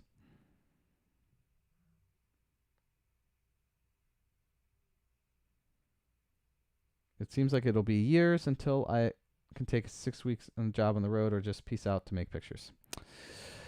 I mean, when I think back to having a full-time job and being a salaried employee, taking 6 weeks off was like, for most people, is unheard of. I got lucky one year where my boss allowed me to do it once, but it wasn't something that I would ever imagine people can do on a normal basis. Specifically in America, obviously, I'm referring to our system of paid time off and stuff like that. So, okay, do not like this song. Please go to the next one. Okay. But yeah, I mean, taking time off to take trips and stuff, especially for photography, is always a struggle, in my opinion. Okay, so I kind of want to bring up the white point at the bottom half here. I do not like, what was the overlay that I liked? Not that one. Not that one. Nope. Maybe it is this one. Huh. Okay. And I'm going to bring up the whites of the bottom half of the image. That's probably too much. Cool. That looks pretty good. Then I'm going to bring the exposure of the entire image down. I feel like there's too much in the bottom half here. Like, do we want a perfect mirror? Is that what we're going for? Like, is that something we want? Or do we want, you know, maybe we just take a little bit off of both sides. Something like this. I do think there should just be more in the bottom, though, for this leading line. I'm not sold on that, though. Let's see. I think we do want some clarity in this image.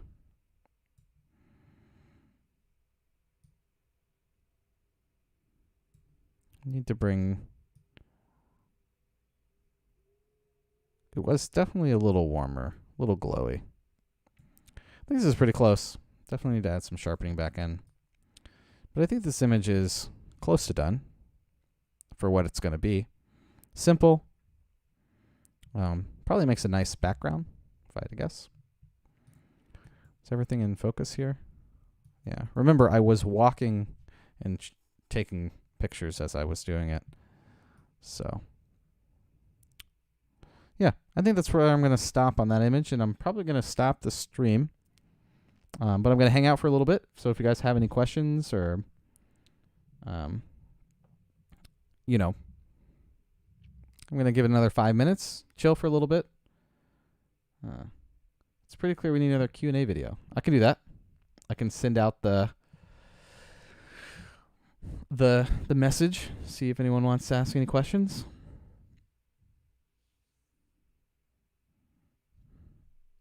Anyways, thank you guys for joining. Like I said, going to chill for a little bit, chit chat.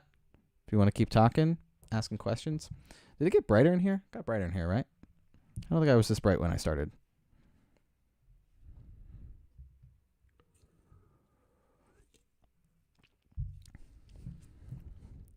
So, if you're still here, the images we worked on were this one, and we did this one. I'm pretty sure this is probably the best image I have from the trip. It's at least in the top 3. But it's mostly carried by the location. I guess I can't complain about the colors in the sky, though. So, but those are the 2 images we really focused on. Did a lot with this in terms of stretching and stuff. So if you always need to reference back to see how I did that, it's there. I think that's important, is that you can always go back and watch some of the stuff. Yeah.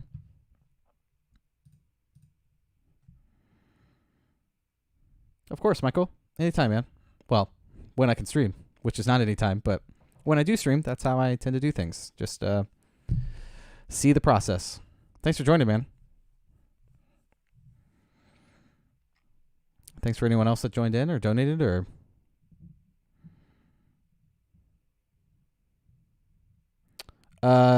just travel restrictions, Stu. First of all, there's direct flights there from Denver, so super easy. Like, it's just a 6.5 hour flight or 7 hour flight. I think it's 6.5 hours. So really easy to get there. The ticket price was like $400. It's cheaper to fly to Iceland than it was to fly back to Florida. And travel restrictions. So planning a trip in advance, they were the most open to get to. So, I mean, it was harder to get to Canada than it was to get to Iceland. So it was just all of that, plus the fact that it's Iceland. So thanks, Greg. It's good seeing you, man. Thank you for tuning in. Glad to see you're still a member. Thank you, man. I really appreciate it. Hey, Levon, thank you. I think I pronounced your name right. Thanks for joining in. I really appreciate it, man.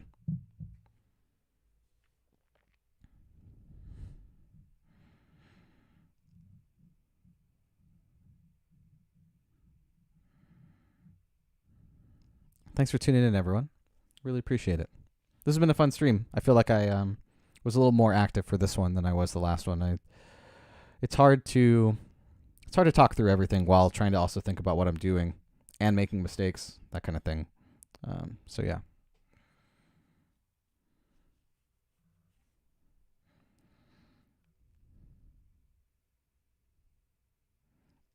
Oh, there's a ton of stuff left in Iceland. The Highlands. I've never been to the Highlands.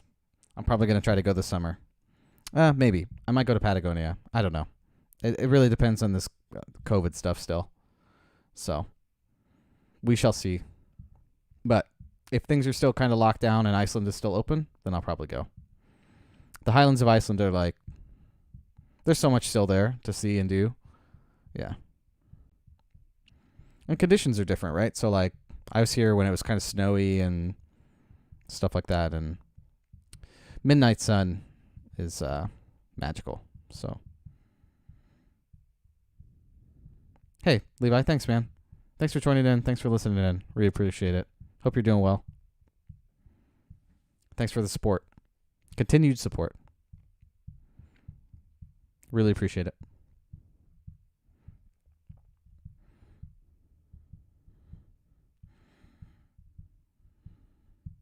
Anyways, I think that's going to be it for me, guys. I leave back to Denver on Sunday, and then I am driving slowly to the west for Christmas time, stuff like that.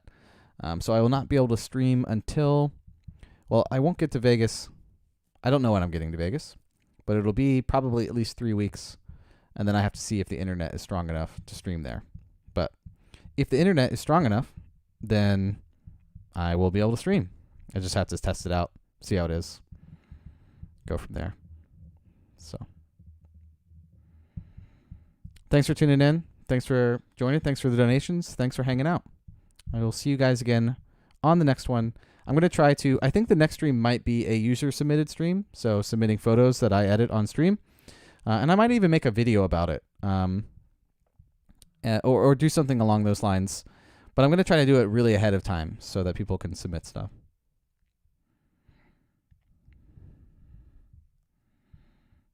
Hey, thanks, Stu. Appreciate it. Are there two Stews in here? What's going on? Thanks for tuning in. Later, buddy. Later, Tim. Good seeing you. Thanks for joining in, hanging out. Appreciate it.